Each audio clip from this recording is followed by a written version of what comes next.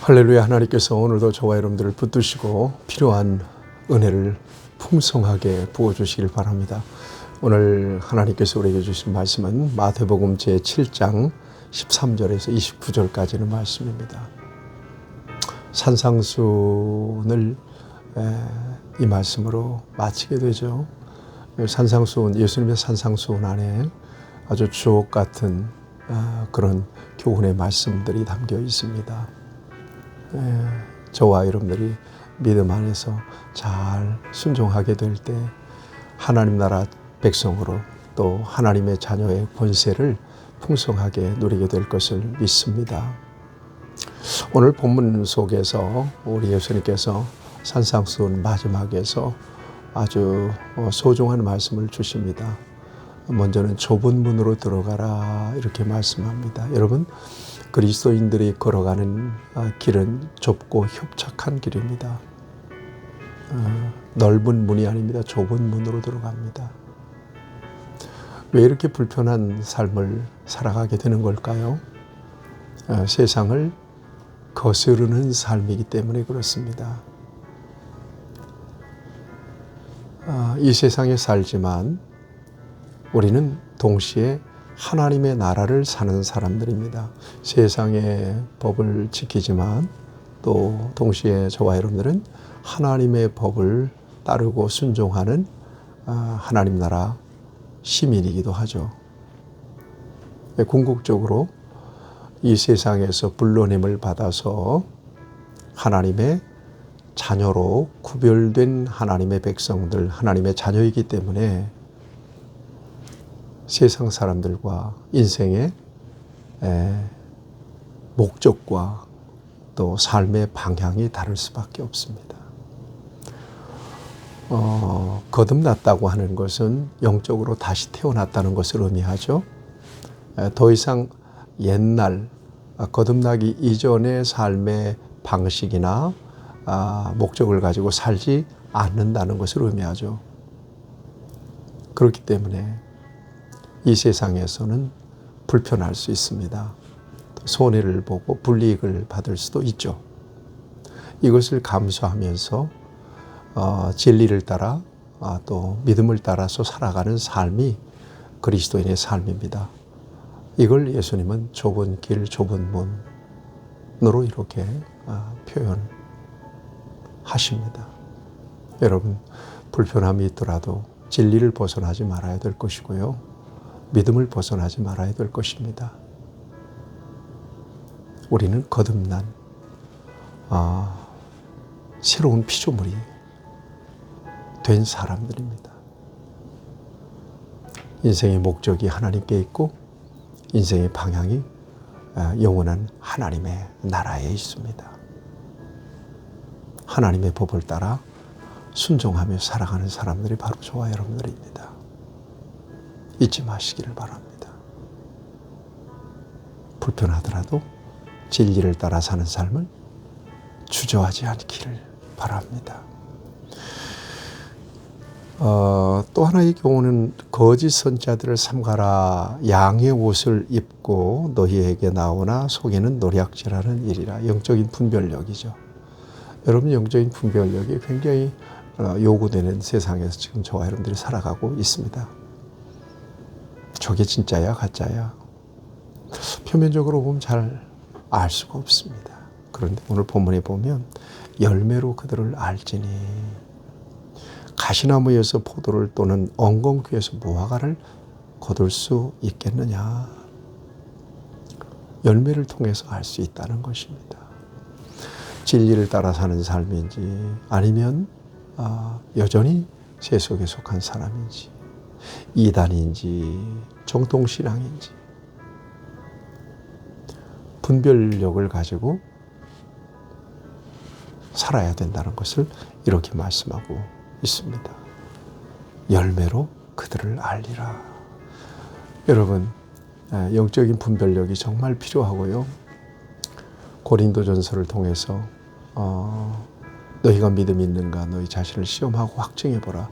우리 자신도 내가 진정으로 거듭난 하나님의 사람으로 열매 맺고 있는가 스스로 살펴볼 필요가 있는 겁니다. 내가 진짠가 가짠가. 그래서 21절에 보면 나더러 주여 주여 하는 자마다 다 천국에 들어가는 것이 아니라 하나님의 입에서 나오는 모든 말씀 뭡니까?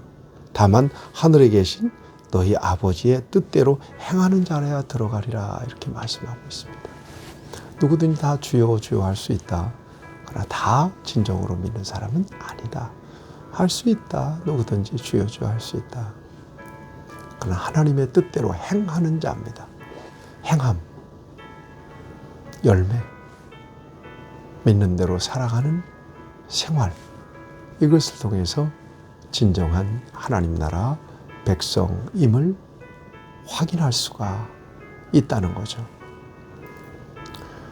22절 이하에 보면 많은 사람들이 나더러 주여 주여 우리가 주의 이름으로 순자 노릇하고 주의 이름으로 귀신을 쫓아내며 주의 이름으로 많은 권능을 행하지 아니하였나이까. 이걸 보면 믿는 사람들 같잖아요. 그것도 잘 믿는 사람, 능력 있게 믿는 사람들 같이 보이잖아요. 그런데 우리 예수님은 그때 내가 그들에게 밝히 말하되 내가 너희를 도무지 알지 못하니 불법을 행하는 자들아 내게서 떠나가라. 불법을 행하는 자들아 내게서 떠나가라. 그렇게 말씀하고 있습니다. 진정으로 하나님 앞에서 온전하게 믿는 사람들 그 열매를 통하여 분별해낼 수 있는데 우리 주님은 그렇게 하시겠다는 말씀입니다. 마지막 산상수훈의 결론 말씀입니다. 이렇게 말씀하시고 예수님께서는 이 말을 듣고 행하는 자, 그 사람이 반석 위에 집을 지은 지혜로운 사람 같다. 행하는 자, 행함에 방점이 있습니다. 듣고 아는 것만이 아닙니다. 행하고 순종할 수 있어야 돼요. 25절 비가 나고 창수가 나고 바람이 불어 그 집이 부딪히되 무너지지 아니하나니 이는 주초를 반석 위에 놓은 까닭이요. 그래요. 신앙의 시련과 또 여러 가지 어려움이 닥치면 반석 위에 세워진 집은 무너지지 않습니다. 반석 위에 세워진 신앙은 흔들리지 않습니다. 그러나 말을 듣고 행하지 않는 사람은 모래 위에 집을 지은 사람과 같다는 어리석은 사람이죠. 신앙의 시련이 닥치고 비가 오고 창수가 나고 바람이 불면 그 집은 무너져 버리게 되는 겁니다. 그 신앙, 온전한 신앙, 건강한 신앙, 올바른 신앙, 성경적인 신앙은 믿는 대로 순종하고 행하는 신앙입니다. 이게 열매예요. 앞에서 예수님께서 열매를 통하여 그 나무를 알 수 있다고 말씀하신 맥락과 일치하는 말씀입니다. 주일이면 교회 나와서 말씀을 듣고 또 말씀도 나눕니다. 그것으로 끝나면 신앙의 발전은 없습니다. 이 말씀을 세상에 나가서 실천해 보는 것입니다. 지난주에 말씀 기억하시나요? 그 말씀 어떻게 실천해 보려고 노력하시나요? 이게 중요합니다. 성령께서 도우셔서 열매가 있기를 바랍니다. 그래서 참 신앙인으로 하나님 앞에서 발견되는 저와 여러분들이 될 수 있기를 주님의 이름으로 축복합니다. 하나님 아버지, 산상수훈을 통해서 우리에게 주신 그 교훈의 말씀을 우리의 마음에 잘 새깁니다. 그리고 진정 하나님 나라 백성으로서 온전한 삶을 살아갈 수 있도록 하나님께서 우리에게 필요한 은혜를 부어주시고 온전한 그리스도의 형상을